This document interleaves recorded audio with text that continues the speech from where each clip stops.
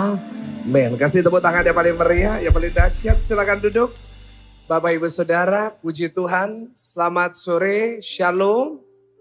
Ini habis liburan semuanya, mestinya shalomnya lebih keras. Selamat sore, shalom. Boleh katakan Tuhan Yesus baik? Kasih tahu kanan kiri, coba dicablek katakan Tuhan Yesus baik. Yang percaya Tuhan Yesus baik, kasih tepuk tangan yang paling meriah. Yang di rumah tulis di live chat, Tuhan Yesus baik. Saudara semua baik-baik saja? Saudara semua diberkati Tuhan? Udah puas liburannya? Udah nonton Dr. Strange? Kemarin saya di Jakarta, setelah taping bersama dengan Bu Debbie Bashir, dengan Pastor Gilbert, saya nonton Dr. Strange. Dan saya lihat, aduh, bioskop semua penuh. Tetapi hari ini saya bersyukur gereja Tuhan juga penuh dengan jiwa-jiwa. Haleluya sepanjang hari ini. Dan puji Tuhan, saudara kalau belum nonton Dr. Strange, anggaplah ini trailernya. Kan mirip-mirip saudara ya, beremboknya ada. Cuma ini agak big size sedikit dan gak ada merah-merahnya saudara ya. Hari ini ada pesan Tuhan yang Tuhan ingin saya sampaikan. Dalam Lukas pasalnya yang ke-5, ayatnya yang pertama sampai ayatnya yang ke-11. Nanti setelah khotbah ini saudara akan mendengarkan sebuah kesaksian yang saya yakin pasti memberkati saudara semua. Saudara yakin hari ini diberkati Tuhan, amin? Lukas 5 ayat yang pertama sampai ayatnya yang ke-11. Karena cukup panjang saya akan bacakan buat saudara. Pada suatu kali Yesus berdiri di pantai Danau Genesaret. Sedang orang banyak mengerumuni dia hendak mendengarkan firman Allah. Ia melihat dua perahu di tepi pantai. Nelayan-nelayannya telah turun dan sedang membasuh jalannya.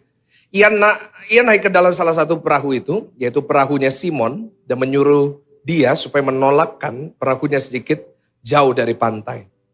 Lalu ia duduk dan mengajar orang banyak dari atas perahu. Setelah selesai berbicara, ia berkata kepada Simon, bertolaklah ke tempat yang dalam dan tebarkanlah jalamu untuk menangkap ikan. Simon menjawab, Guru, telah sepanjang malam kami bekerja keras dan kami tidak menangkap apa-apa. Tetapi karena engkau menyuruhnya, aku akan menebarkan jala juga. Dan setelah mereka melakukannya, mereka menangkap sejumlah besar ikan sehingga jala mereka mulai koyak. Lalu mereka memberi isyarat kepada teman-temannya di perahu yang lain supaya mereka datang untuk membantunya. Dan mereka itu datang, lalu mereka bersama-sama mengisi kedua perahu itu dengan ikan hingga hampir tenggelam. Perhatikan di sini, ketika Simon Petrus, perhatikan ada penambahan nama. Tidak hanya Simon seperti di ayat-ayat sebelumnya, tetapi disebut ketika Simon siapa? Petrus melihat hal itu, ia pun sama-sama katakan apa? Tersungkur di depan Yesus dan berkata, Tuhan pergilah daripadaku karena aku ini orang berdosa. Sebab ia dan semua orang yang bersama-sama dengan dia takjub oleh karena banyaknya ikan yang mereka tangkap. Perhatikan ayat 10. Demikian juga Yakobus dan Yohanes anak-anak Zebedeus yang menjadi teman Simon. Kata Yesus kepada Simon, jangan takut. Mulai sekarang engkau akan menjala manusia. Ayat 11 kita baca bersama-sama dengan keras. 1, 2, 3. Dan sesudah mereka menghela perahu-perahunya ke darat, sama-sama mereka pun meninggalkan segala sesuatu lalu mengikut Yesus. Malam hari ini saya membawakan firman Tuhan dengan tema Tuhan turun tangan. Boleh ulangin sama-sama apa Tuhan? Boleh yang datang sama keluarga kasih tahu kanan kiri Tuhan turun tangan. Yang percaya hari ini Tuhan akan turun tangan, kasih tepuk tangan yang paling luar biasa buat Tuhan. Yes, Tuhan turun tangan. Tetapi Bapak Ibu Saudara, ada satu hal yang mengganggu saya dalam persiapan khotbah ini. Tuhan sudah berikan tema ini, Tuhan turun tangan. Tuhan sudah berikan perikop ini sejak 2 minggu yang lalu. 2 minggu ini saya persiapan khotbah. Saya belajar banyak, saya mulai membaca, saya buat kerangka khotbah. Dan saya mendapatkan 3 poin. Bagaimana kita bisa melihat Tuhan turun tangan. Saya mendapatkan poin yang pertama, yaitu izinkan Yesus masuk ke perahumu. Ini. Kenapa? Karena saat Yesus tidak ada dalam perahu, tidak menangkap ikan. Tapi saat Yesus ada dalam perahu itu, maka ikan yang banyak didapatkan oleh Petrus. Saya percaya hari ini kalau saudara mengizinkan Tuhan terlibat dalam pelayanan saudara, dalam bisnis saudara, pekerjaan saudara, maka apa yang saudara butuhkan Tuhan akan sediakan. Nah itu. Tepuk tangan ya validasi dulu buat Tuhan. Lalu saya dapat poin kedua. Saya dapat poin yaitu orang yang taat pasti diberkati. Ulangin sama-sama, orang yang taat pasti diberkati. Kenapa? Karena di saat Petrus taat, di situ dia diberkati. Tidak ada ikan jadi punya ikan. Dan saya dapat poin yang ketiga. Tuhan menyediakan bagi orang percaya lebih daripada yang dia minta. Kita tahu lagu itu. Yesus mendengar lebih dari yang kuharapkan. Tuhan kita kalau menjawab doa pasti lebih daripada yang kita harapkan. Yang setuju katakan amin. Saya udah dapat 3 poin ini. Udah saya renungin, udah saya buat PPT, udah saya buat format dalam iPad saya. Tetapi sampai tadi malam ada rasa gak tenang gitu dalam hati saya. Dan saya tahu biasanya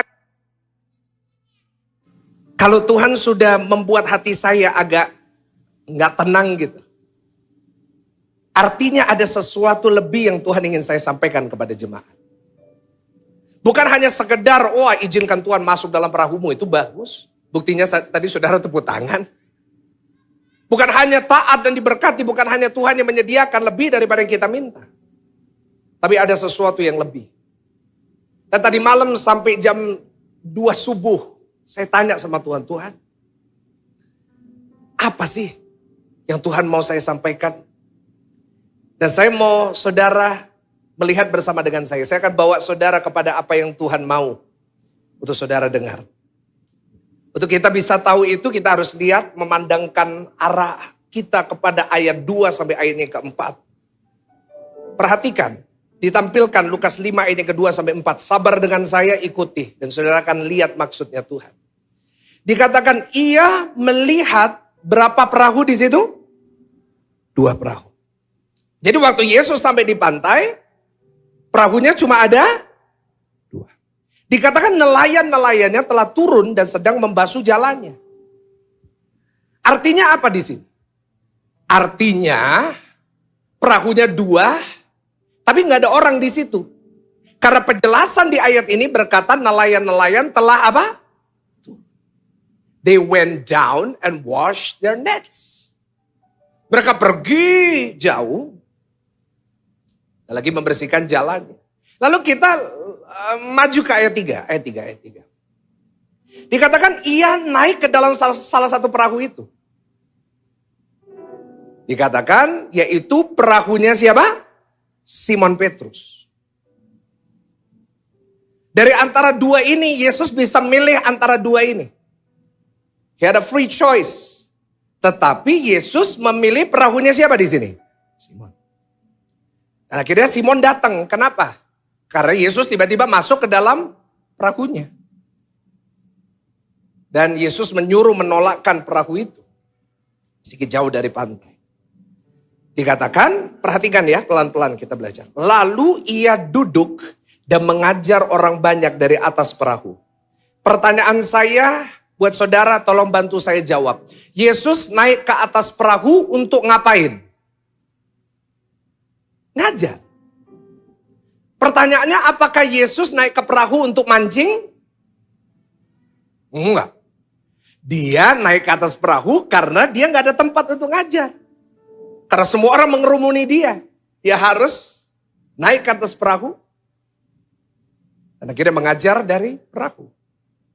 Lalu baca ayat 4. Setelah selesai berbicara, ia berkata kepada Simon. Sama-sama baca dengan saya. 1, 2, 3. Bertolaklah ke tempat yang dalam dan tebarkan jalamu untuk menangkap ikan. Ada yang merasa aneh di sini?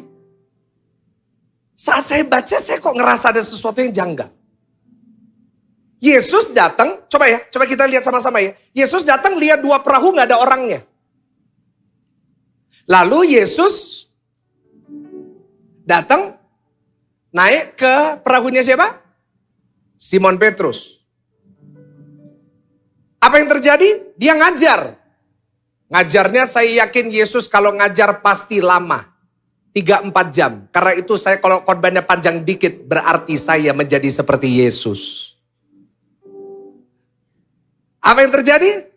Yesus berkata, Simon, tebarkan jalamu. Pertanyaan saya, apakah Simon kasih tahu Yesus bahwa semalam dia cari gak dapat apa-apa? Apakah Simon kasih tahu Yesus? Dari 3 ayat yang sudah kita baca, tidak ada sekalipun ditulis bahwa Simon cerita kepada Yesus, Guru, aku sudah kerja semalam, gak dapat apa-apa. Itu baru ayat yang kelima. Dari sini saya dapat menyimpulkan 2 poin. Yaitu Tuhan Yesus sengaja memilih perahunya Simon. Setuju dengan saya? Dan yang kedua yang saya tangkap adalah Tuhan Yesus tahu bahwa Petrus tidak menangkap ikan sepanjang malam. Sampai di sini saudara setuju dengan saya? Iya kan? Kita lihat di sini, Tuhan Yesus cuma naik ke atas perahu untuk ngajar. Tetapi dia setelah ngajar, dia bilang sama Simon, tebarkan jalamu. Dari sini saya mendapatkan satu kesimpulan. Yaitu Tuhan Yesus yang kita sembah adalah Tuhan yang maha tahu. Amin saudara. Dia adalah Tuhan yang tahu semuanya. Dia tahu kapan saudara kekurangan. Dia tahu kapan saudara sakit. Dia tahu kapan saudara membutuhkan. Dan dia adalah Tuhan yang juga menyediakan apa yang saudara dan saya butuhkan. Kasih tepuk tangan yang paling meriah, yang paling dahsyat. Kita lihat di sini. Simon tidak perlu cerita. Yesus tahu. Begitu juga dengan saudara dan saya. Kita gak perlu kasih tahu Tuhan dulu. Tuhan sudah tahu persoalan kita. Bahkan sebelum kita kasih tahu Tuhan. Bahkan sebelum kita menghadapi masalah itu. Tuhan juga udah tahu. Coba ngomong sama kanan kiri. Tuhan tahu. Ya Tuhan tahu. Kita semuanya setuju dengan itu. Saudara udah tepuk tangan. Saudara udah kasih tahu kanan kiri. Ikuti saya di sini.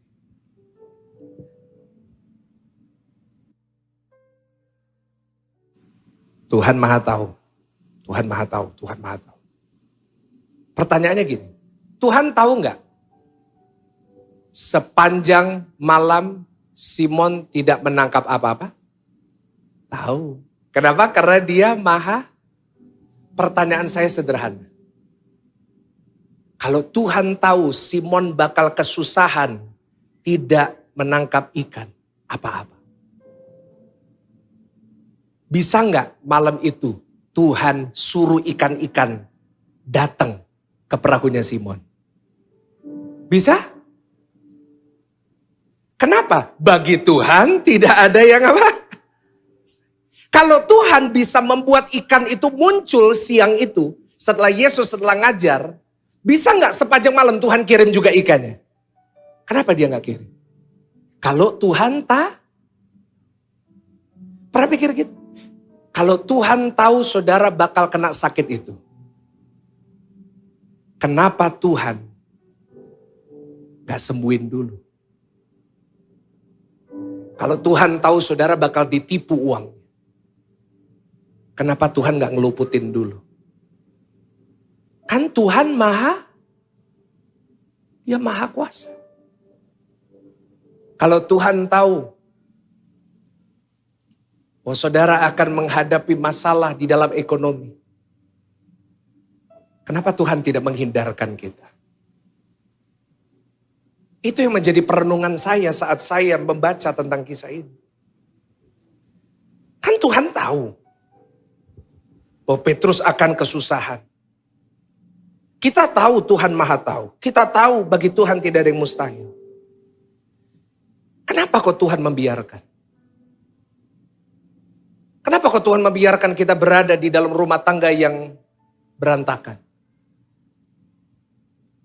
Kenapa Tuhan membiarkan saudara lahir di keluarga yang broken home? Kita tahu tadi judul dari khotbah saya, Tuhan turun, tapi kenapa seakan-akan Tuhan tidak turun tangan dalam kehidupan saudara dan saya? Petrus bekerja sepanjang malam. Coba Lukas 5 ayat 5, tampilin lagi. Simon menjawab, Guru, Rabi, baca sama-sama dengan saya, telah sepanjang malam kami bekerja keras dan kami tidak menangkap. Kenapa Tuhan harus menunggu Petrus gak dapat apa-apa? Padahal dia udah kerja keras. Menunggu dia harus membersihkan jalannya, baru Tuhan bekerja. Baru Tuhan turun tangan. Pernah saudara dalam posisi seperti itu? Saudara udah mengerjakan yang terbaik, saudara udah berusaha yang terbaik, saudara udah kerja sekeras mungkin dengan apa yang saudara bisa, tetapi tidak menghasilkan apa-apa. Kalau saudara tidak pernah, good for you. Tapi jujur dari pengalaman saya pernah menghadapi itu. Tuhan, aku udah ngelakuin semua yang aku bisa, Tuhan. Tuhan, aku udah doa, aku udah ibadah, aku udah ikut sela, aku udah ikut hari Minggu ibadah online. Tapi kenapa meskipun aku udah ngelakuin yang terbaik tetap tidak menghasilkan apa-apa? Pernah ngalamin itu? Saya pernah. Dan seakan-akan dalam kehidupan kita, seringkali kita tidak melihat Tuhan turun tangan untuk memberkati. Tapi jujur ya, kita jujur apa adanya ya Bapak Ibu Saudara yang saya kasih, yang saya gembalakan. Seakan-akan Tuhan itu menahan berkat itu. Dan mujizat itu terjadi dalam hidup kita.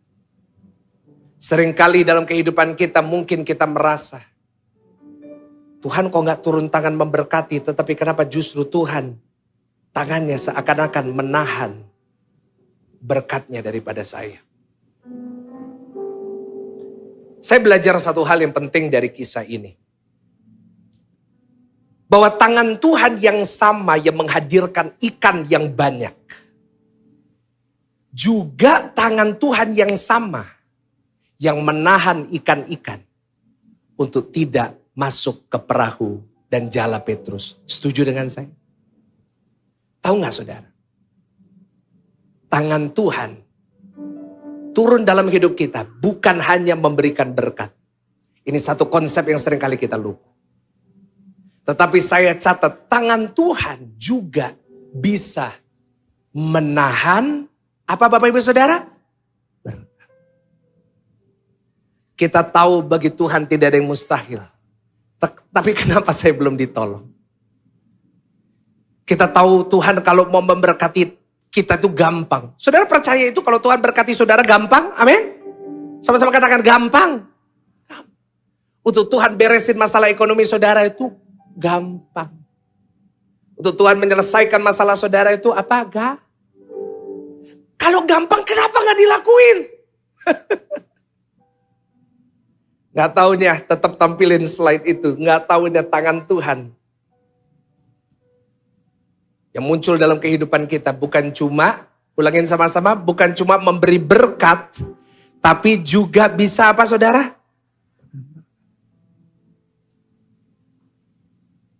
Lalu pertanyaan yang semua kita tanya, kenapa berkatnya ditahan? Iya gak sih? Kenapa seakan-akan Tuhan menahan mujizatnya terjadi dalam hidup kita? Untuk Tuhan sembuhin kita gampang. Untuk Tuhan berkati kita gampang. Untuk Tuhan memulihkan rumah tangga kita gampang. Tapi kenapa ditahan? Dan itu maksud Tuhan.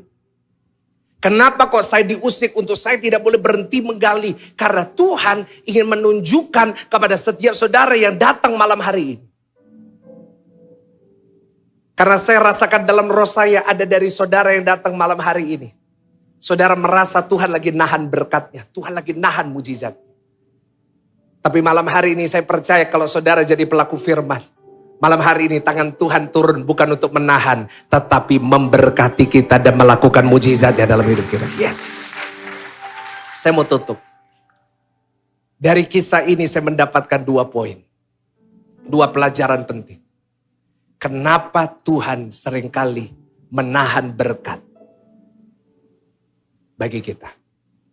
Saya pakai kata menahan dengan tanda kutip. Karena saya mau kita tahu bahwa Tuhan itu baik adanya. Sama-sama katakan Tuhan baik. Tapi seringkali dia menahan banyak hal dalam hidup kita buat apa? Dia menahan begitu banyak hal dalam kehidupan kita.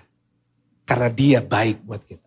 Kita belajar sama-sama. Yang pertama, kita buka Lukas pasal yang kelima, ayatnya yang kelima. Ayo. Lukas pasal yang kelima, ayatnya yang kelima. Saya mau kita baca sama-sama dengan keras. 1, 2, 3. Apa saudara? Simon menjawab. Apa? Guru, telah sepanjang malam kami bekerja keras dan kami tidak menangkap apa-apa. Tetapi karena engkau menyuruhnya, aku akan menebarkan jala juga. Kenapa Tuhan menunggu sampai detik itu? Baru ikan-ikan itu mulai muncul di jalannya Petrus. Karena catat yang pertama. Kenapa seringkali Tuhan menahan berkat dari kehidupan saudara dan saya? Karena yang pertama, untuk mengingatkan kita akan keterbatasan kita. Ulangin sama-sama dengan saya, mengingatkan kita akan apa saudara? Keterbatasan. Saudara masih ingat kita ini terbatas? Saya perlu tanya karena kadang-kadang banyak orang yang lupa. Karena seringkali tanpa kita sadari kita sudah menjadi sombong. Kenapa? Karena kita merasa kita mampu. Coba saya mau kita lihat lagi ayat yang kelima. Kita lihat lagi ayat yang kelima. Saya mau tunjukkan sama saudara sesuatu tentang apa yang Simon katakan. Dikatakan Simon menjawab. Sama-sama dengan saya baca apa? Guru, telah sepanjang malam kami bekerja keras dan kami tidak stop di situ. Tahukah saudara bahwa bagian pertama dari ayat ini sebenarnya menunjukkan kesombongan yang dimiliki oleh Petrus. Pastor, dari mana sombongnya? Kan cuma cerita. Gini, karena dari kalimat ini kita bisa belajar satu hal. Dari kalimat ini kita bisa melihat bahwa Petrus sedang menunjukkan kepada Tuhan kemampuannya untuk menangkap ikan. Tetap di ayat ini. Dikatakan apa? Guru, sepanjang apa saudara? Malam kami bekerja keras dan kami tidak menangkap. Kenapa Petrus perlu menyebut malam? Di sini menunjukkan dia lagi ngomong sama Tuhan. Aku ini punya pengalaman Tuhan. Tuhan kan gak pernah mancing. Aku ini udah sepanjang malam. Dan karena saya lagi baca perikop ini, tadi malam saya jadi ahli memancing. Kenapa? Karena saya mulai baca ini, Tuhan nunjukin saya. Akhirnya saya mulai Google tentang memancing, saudara. Siapa di sini pernah memancing dalam hidupnya? Saya nggak tahu, ada. Nggak terlalu banyak yang suka mancing. Tapi saya seumur hidup nggak pernah mancing, tapi sekarang jago mancing. Teorinya, saudara. Saya mulai belajar, kenapa malam? Why at night? Kenapa malam? Karena saya belajar tadi malam. Bahwa waktu yang terbaik untuk mancing itu pada waktu malam. Kenapa kok bisa gitu? Karena ikan itu geraknya paling aktif kalau malam. Coba nanti saudara baca. Saya sudah ahli saudara. Ikan itu kalau siang geraknya nggak banyak. Kenapa? Karena banyak predator. Dikejar, jadi dia lebih baik diam. Tapi begitu malam saat semua sudah gelap, dia makin dia mulai banyak berenang. Karena itu lebih gampang untuk menangkap. Dan bukan hanya itu, kenapa paling baik kita menangkap ikan kalau malam. Karena tidak banyak kompetisi. Yang lain lagi tidur, gak ada yang mancing, kita mancing. Otomatis lebih banyak buat kita. Karena itu tadi disebut, perahunya berapa? 2. Kenapa? Gak ada yang mancing tengah malam, cuma mereka. Jadi lebih banyak buat mereka. Saya gak akan lanjutin, kalau enggak ini jadi seminar memancing. Tetapi saya mau kasih tahu kepada saudara ini kenapa? Karena saat Petrus, tampilin lagi ayatnya ke-5. Di saat Petrus berkata, Tuhan sepanjang malam aku udah menangkap ikan. Petrus lagi jawab balik ke Tuhan. Petrus lagi ngomong sama Tuhan. Tuhan Yesus, aku ini pengalaman gitu loh. Aku ini udah mancing ini udah lama. Yesus kan tukang kayu. Aku ini tukang pancing. Sepanjang malam aku udah kerja dan aku gak dapat apa-apa.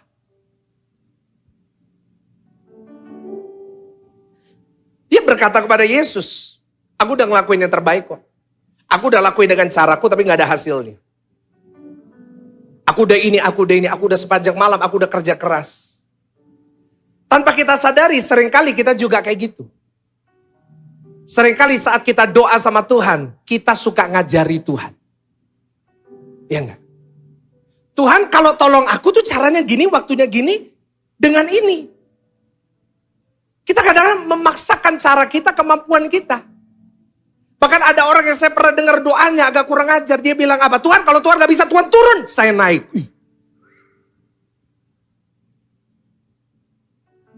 Tapi di sini kita melihat.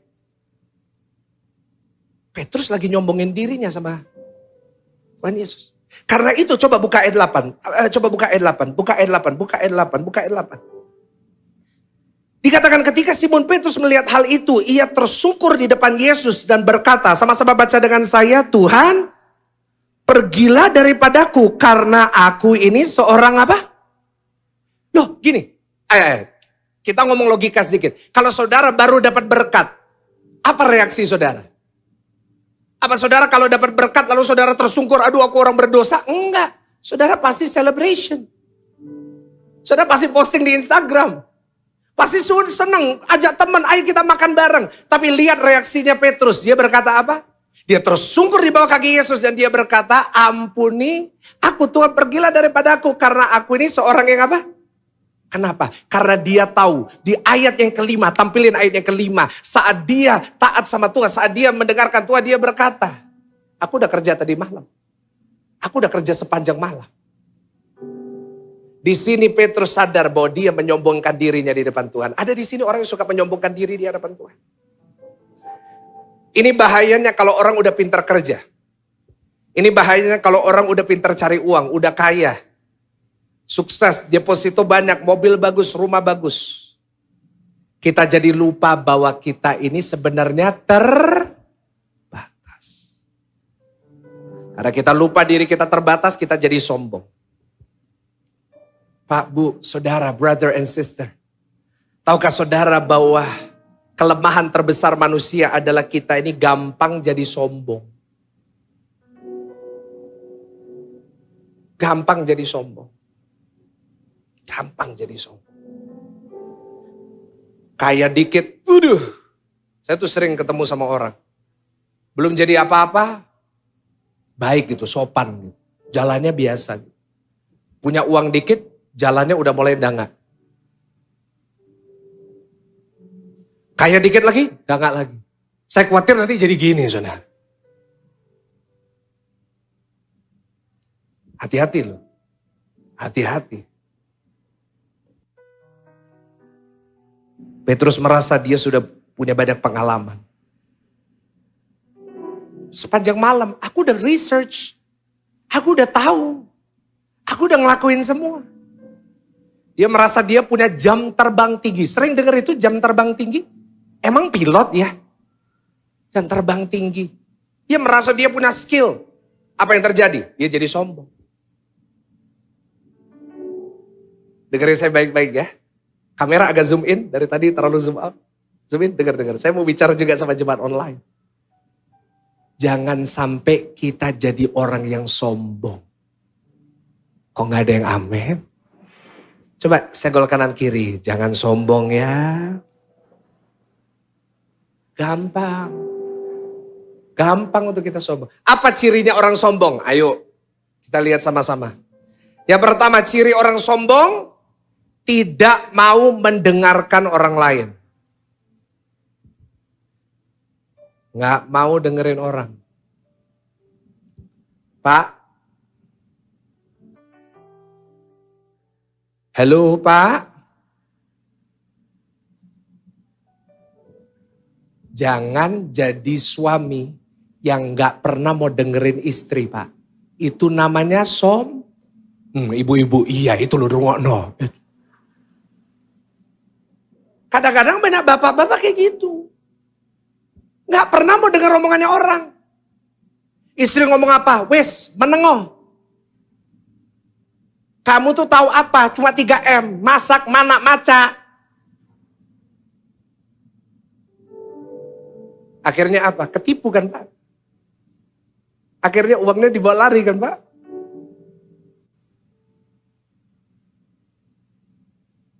Bu, nah jangan kira ibu-ibu aman di sini Bu.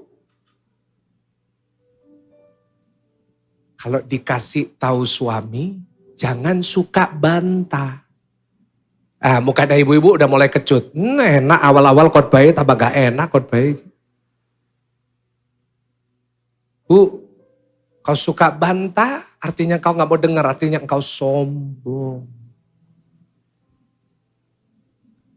Anak-anak muda, saya lihat banyak anak-anak muda ya, saya suka kalau lihat anak-anak muda ibadah. Anak-anak muda dengar ya, millennials, merasa dirinya mau lebih modern dari orang. Jangan suka ngeremehin orang tua. Orang tua tahu apa? Ini bukan zaman Bung Karno Pak, ini zamannya Jokowi. Kadang-kadang anak-anak muda ngeremehin orang tua ngomong apa gak pernah mau dengar, sombong. Banyak orang tua juga gak mau dengerin anak, gak mau minta pendapat anak, merasa dirinya tahu yang terbaik. Akhirnya anaknya depresi, akhirnya anaknya lari dari rumah, jangan salahin Tuhan. Kenapa? Hati-hati. Yang pertama, ciri orang yang sombong apa? Tidak mau mendengarkan. Yang kedua, merasa dirinya paling benar. Ada di sini? Oh, di sini nggak ada di Grand City hari ini. Tapi nggak tahu ya di Grand City mungkin hari ini ada di sini ya. Merasa dirinya paling benar gitu. Nggak ada yang lebih benar dari dirinya. Yang ketiga, suka merendahkan orang lain. Lihat orang lain, selalu cari salahnya. Lihatan ini kayak gini. Nah, itu.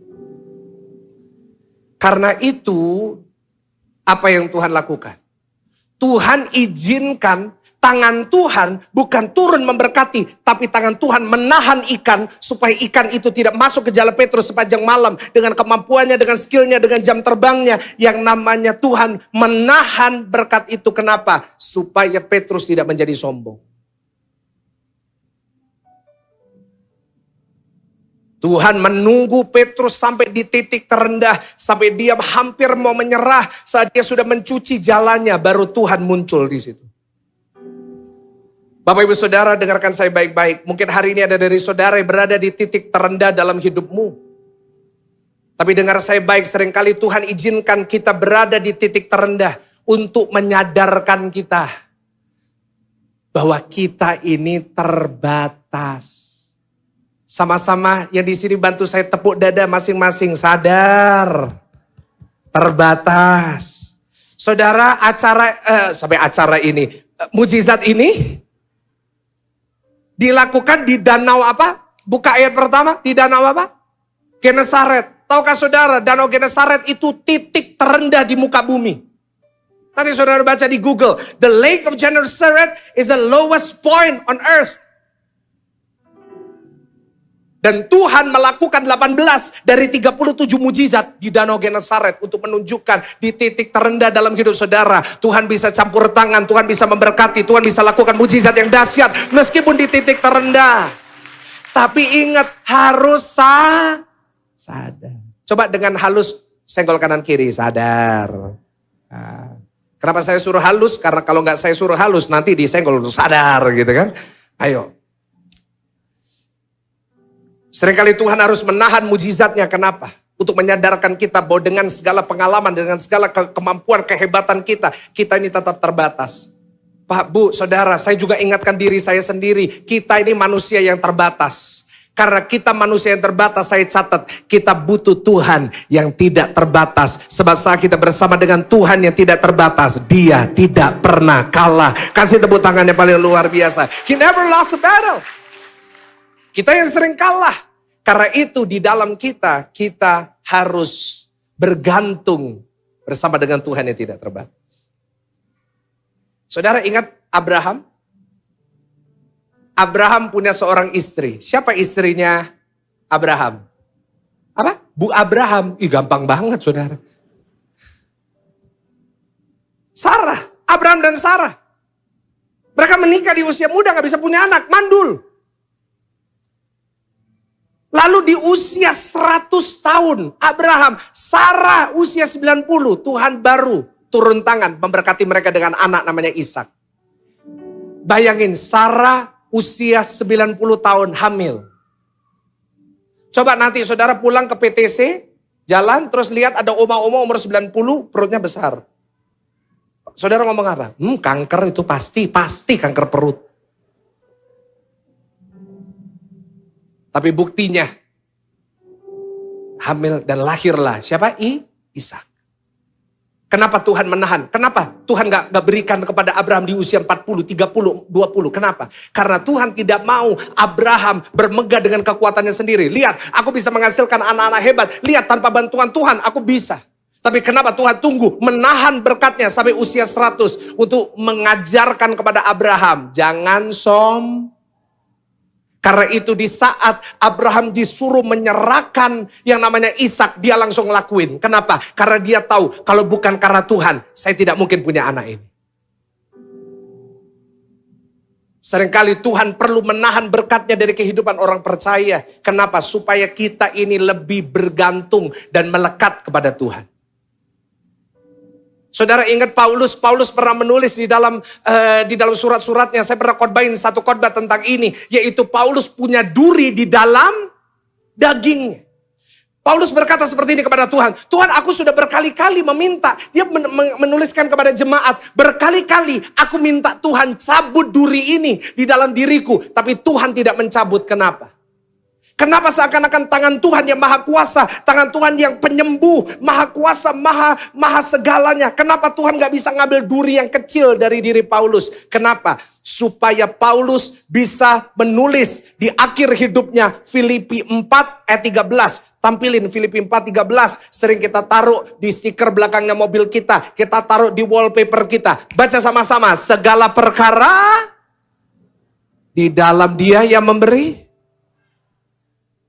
Kenapa Tuhan izinkan, Tuhan menahan untuk menyembuhkan Paulus dari duri itu? Kenapa Tuhan tidak ambil? Kenapa Tuhan tidak mengubah orang dalam hidup saudara yang saudara selalu berdoa, Tuhan ubahkan dia? Kenapa Tuhan tetap taruh itu dalam hidup saudara? Supaya kita belajar menaruh pengharapan saya bukan kepada kekuatan saya. Karena saya terbatas. Tapi hari ini saya harus menaruh pengharapan saya hanya kepada Tuhan Yesus yang sanggup memberikan saya kekuatan. Kasih tepuk tangannya paling luar biasa. Yes. Yang pertama, kenapa Tuhan menahan berkatnya? Untuk mengingatkan kita bahwa kita ini terbatas. Yang kedua, yang terakhir, pemain musik silakan naik. Lukas pasal yang kelima ayatnya yang ke-11.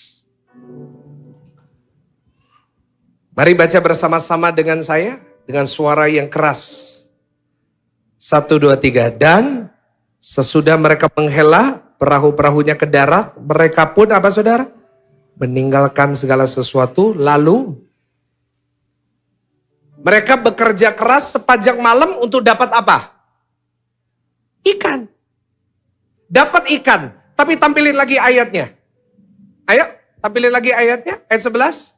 Mereka sepanjang malam berusaha nangkap ikan, dapat ikan, 2 perahu penuh dengan ikan. Tapi perhatikan, mereka menghalah perahu-perahunya ke darat.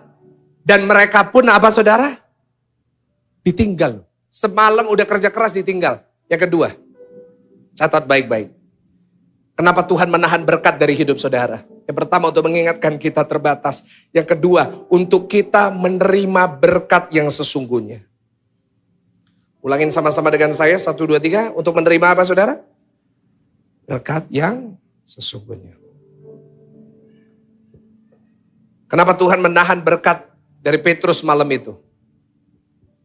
Kenapa malam itu Tuhan, kalau Tuhan tahu kenapa Tuhan tidak kirim ikan ke jalannya Petrus setelah dia kerja keras? Karena kalau malam itu Tuhan kirim ikan ke perahunya Petrus, pagi itu, kira-kira Yesus akan bertemu dengan Petrus? Karena Petrus tidak akan mencuci jalannya. Tapi Petrus akan ada di pasar ikan. Setuju dengan saya? Ini logika. Kalau malam itu dapat ikan banyak, besok paginya ketemu Yesus nggak? Yang akan berada di pasar ikan menjual semua hasilnya dan mendapatkan uang yang banyak. Tapi kenapa Tuhan tahan malam itu? Kerja kerasnya udah berusaha tapi enggak. Supaya Petrus mendapatkan berkat yang karena berkat yang sesungguhnya, perhatikan. Berkat yang sesungguhnya bukan ikannya. Tapi berkat sesungguhnya adalah saat Petrus berjumpa dengan Yesus.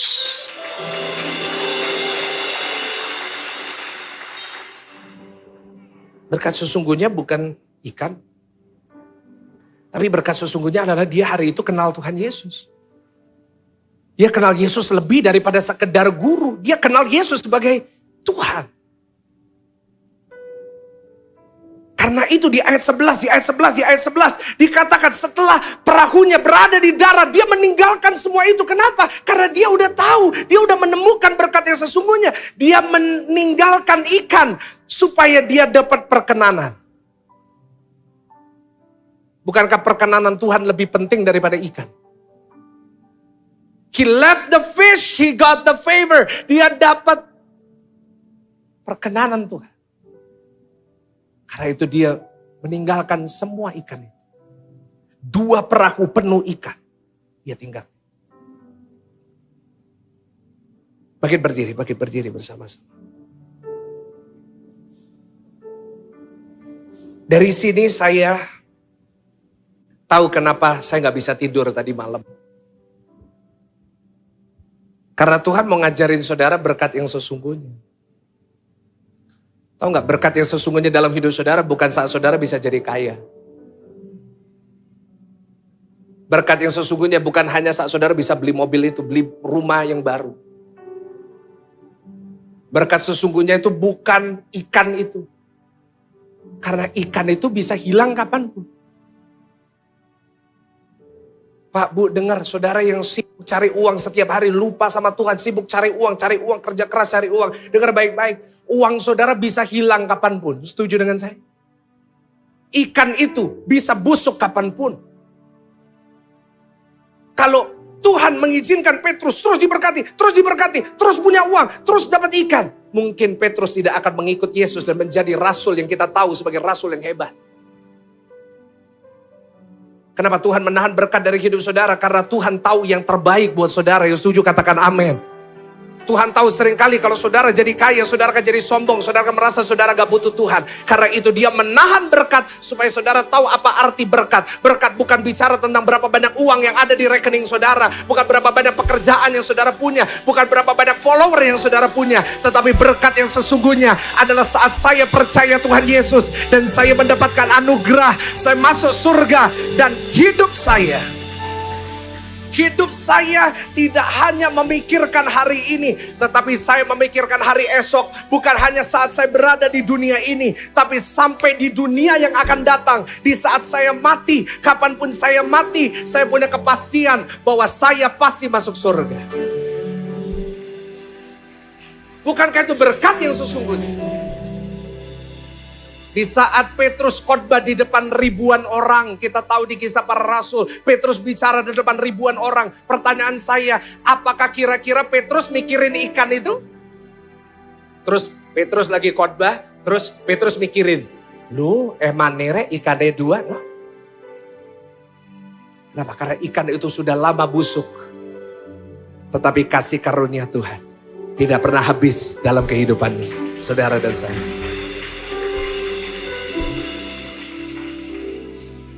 Jadi kalau hari ini Tuhan mengizinkan saudara tidak ditolong, bisa-bisa itu cara Tuhan untuk mengingatkan.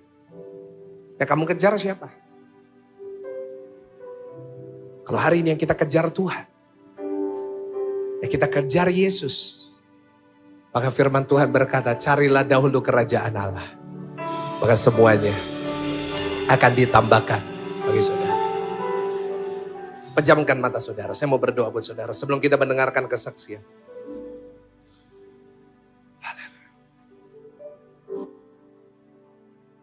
Saya mau berdoa bagi saudara, semua pejamkan, saya minta waktu sebentar.